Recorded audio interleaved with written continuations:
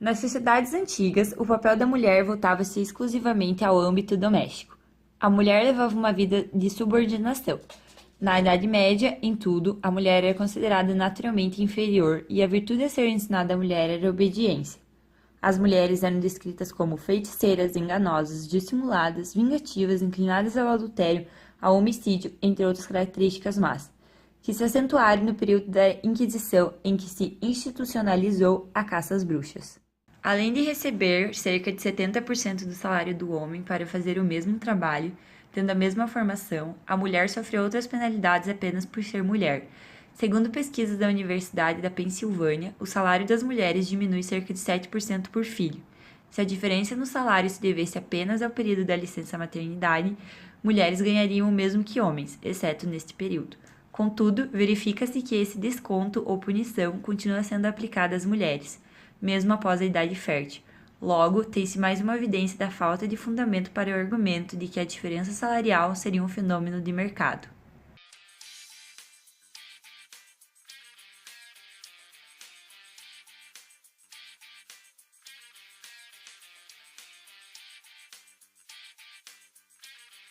Aceitar essa discrepância salarial como fato natural do mercado é um problema, porque perpetua a desigualdade e agrava a situação da vulnerabilidade social de cada família chefiada por uma mulher. Podemos pensar também no efeito coletivo. Outras pesquisas recentes, como a análise de McKinsey Global Institute, em 95 países, demonstram que seriam adicionados 98 trilhões de dólares à economia global até 2025 se todos os países atingissem a plena igualdade econômica entre homens e mulheres. Isso representaria um acréscimo ao PIB global quase equivalente às economias dos Estados Unidos e da China juntos. No caso do Brasil, dar à mulher a real opção de continuar com sua carreira sem ser prejudicada, a despeito ou não de ter filhos, geraria um aumento de 850 bilhões de dólares no PIB. O benefício também seria substancial em países desenvolvidos. No caso do Japão, país no qual as convenções sociais são muito fortes, o aumento de seu PIB seria de 13%. Adicionalmente, diversas evidências científicas demonstram que mulheres valorizadas na força de trabalho e na alta gestão das companhias geram maior inovação, melhores práticas em relação aos diversos grupos de interesse no negócio e ao meio ambiente, além de apresentar maiores níveis de conformidade com a lei. Em outro trabalho recente, verificou-se que para uma mesma infração ética no ambiente de trabalho, as mulheres eram punidas mais fortemente do que os homens. Ao serem mais pressionados para exibir uma conduta ética, as mulheres acabam por se comportar mais dessa forma. O valor de uma mulher no mercado de trabalho também tem reflexos na seleção dos melhores talentos. O Brasil é um dos países que mais sofrem com a escassez de profissionais qualificados. Em uma economia do conhecimento, essa falta na mão de obra é uma das responsáveis pelo menor desenvolvimento do país. Se as mulheres constituíssem 57% dos universitários e são maiores entre os detentores de ensino superior, então perdemos talentos quando elas se veem menos valorizadas no mercado de trabalho. Agora entrevistaremos Giovana Lima, mulher feminista, artista de rua, que falará para nós um pouco sobre o seu trabalho e o seu dia a dia. Boa tarde, qual é o seu nome? Boa tarde, Giovana Lima. Qual é o seu trabalho? Eu sou jornalista e escritora. Da onde sai a inspiração que você coloca na arte? Da minha vivência do dia a dia, experiências, conversas, bares, livros, pessoas, questões da minha existência que não consigo encontrar resposta. Que a pichação é forma de arte? É protesto? É uma forma de manifestação da expressão humana que às vezes é arte, às vezes é protesto, às vezes os dois. É importante lembrar que essa é uma forma de se expressar que existe desde os tempos pré-históricos, desde que o homem escrevia nas paredes das cavernas. O muro sempre foi uma espécie de mídia. Como a mulher artista de rua é vista perante ao público e perante os colegas artistas?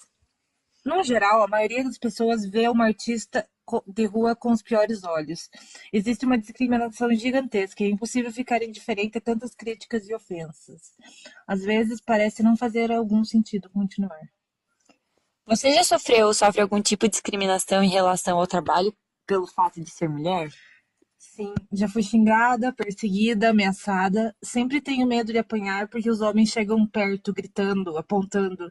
Cheguei a ser processada por um cara que nem era dono do terreno onde escrevi.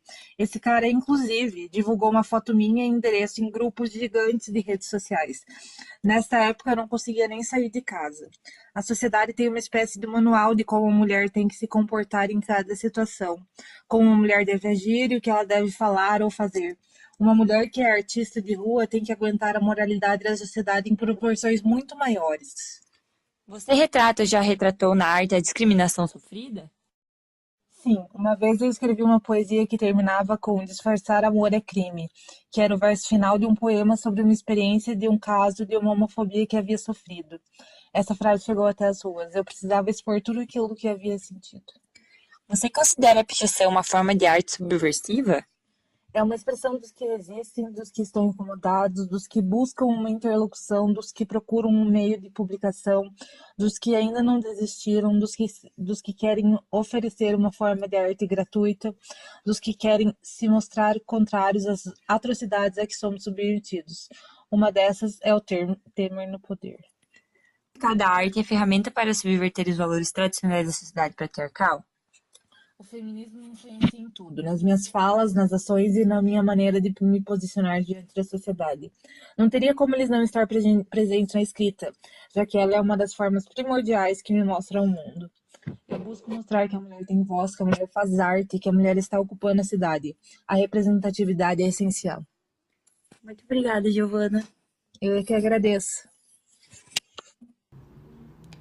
Ao entender que o filho não é responsabilidade exclusiva nem primordial da mulher, mas do casal e da sociedade, o chamado risco associado ao gênero deixará de existir.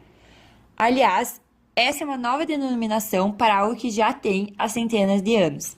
Nome e sobrenome, preconceito de gênero, vedado pela nossa Constituição e por diversos órgãos internacionais como a ONU, para a qual erradicar preconceito de gênero é uma meta do milênio. É isso que permitirá à mulher escolher de fato o que é melhor para si e para seu arranjo familiar, a despeito de tradições que a limitam, bem como limitam a sociedade. O lugar de mulher é onde ela quiser e é nosso dever buscar fazer disso uma realidade para todas as brasileiras.